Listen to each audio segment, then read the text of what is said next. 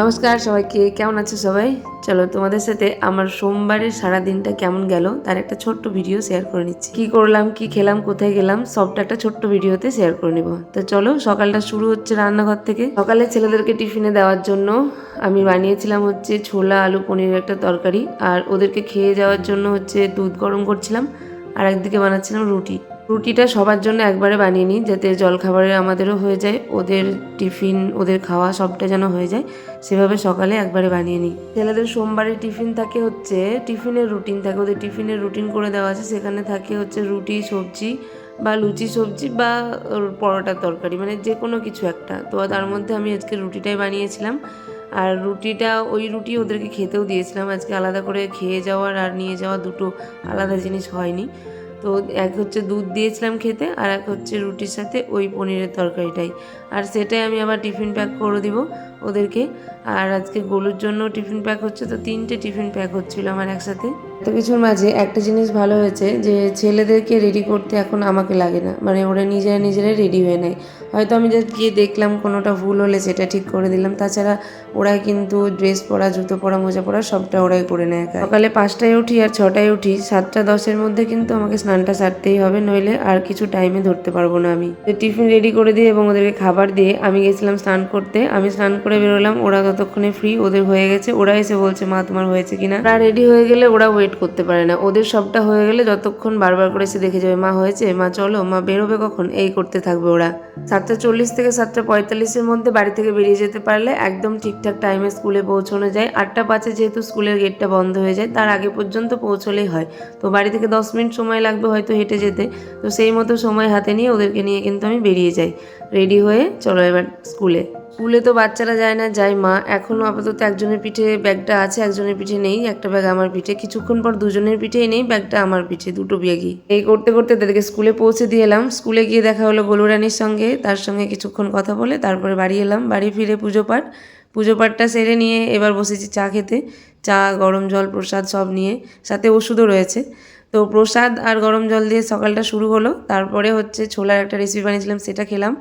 আর খেলাম হচ্ছে লাল চা চিনি ছাড়া, একটা বিস্কুট। এই ছিল সকালের খাবার। এবার সকালটা এখানে শেষ হলো, এরপর জিমে যাব আমি।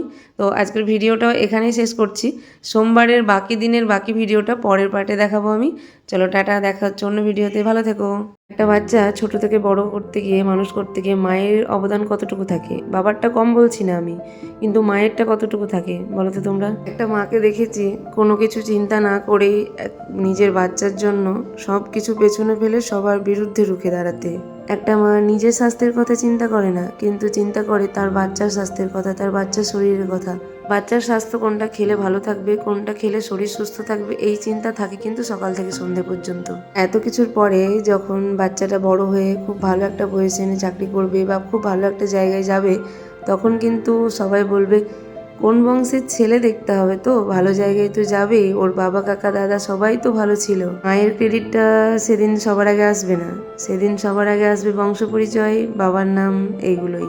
তবে একটা মা কখনোই একা একটা বাচ্চাকে সুস্থ পরিবেশ, সুস্থ মানসিকতা দিতে পারবে না।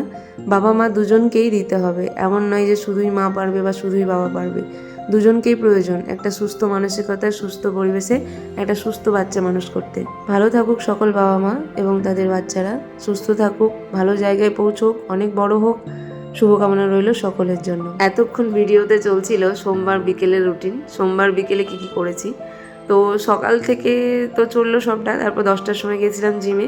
জিম থেকে ফিরে ফ্রেশ না হয়ে আগে রান্নার জোগাড়টা করলাম, রান্নাটা কিছুটা বসিয়ে দিয়ে এসেছি বলা যায়।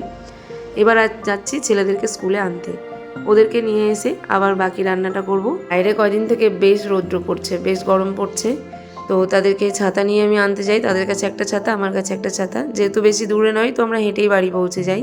বাড়ি ঢুকেই তাদের কাজ হচ্ছে জুতোর জায়গায় মোজা রাখা, মোজার জায়গায় ব্যাগ রাখা, ব্যাগের জায়গায় জামা রাখা, এই হচ্ছে তাদের কাজ।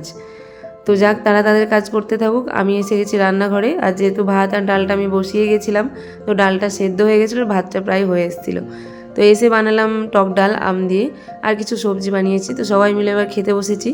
আর আমার যেহেতু হেলদি ইটিং জার্নি চলছে, তো সব আমি খাবো না, আমি কিছু জিনিস দিয়ে খেয়েছি। আমার কাছে ছিল হচ্ছে টক ডাল, ডাঁটা ভাজা, আর তোমার হচ্ছে ওটা কী ছিল যেন, গন্ধ ভাজলে পাতার বাটা। তো সেইগুলো দিয়ে আমি খেলাম, খেয়ে দিয়ে একটা ভাত ঘুম লাগবেই আমাদের। তো 1 ঘন্টা মতো ঘুমিয়ে উঠে ছেলেদের টিউশন যাওয়ার ছিল, ওদেরকে টিউশন পাঠিয়ে আমি এখন ঘরটা ঝাড়া মোছা এগুলো করবো। জামা কাপড়গুলো আগে গুছিয়ে তুলে রাখলাম সব, এবার বিছানাটা ঝেড়ে নেব। বিছানাটা পরিষ্কার না থাকলে মনে হয় যেন মনটা কোথাও একটা খুঁতখুত করছে। তো সবাইকে এসে বিছানাটা ঝেড়ে নিলাম।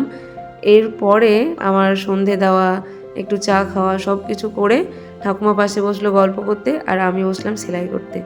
এইভাবেই কেটে গেল কিন্তু সোমবার সারা দিনটা। তো কেমন লাগলো দুটো ভিডিওই তোমরা জানিও, আর ব্লগ ভিডিও দেখতে কেমন লাগছে অবশ্যই জানাবে। চলো টাটা, দেখা হচ্ছে অন্য কোনো ভিডিওতে। ভালো থেকো সবাই।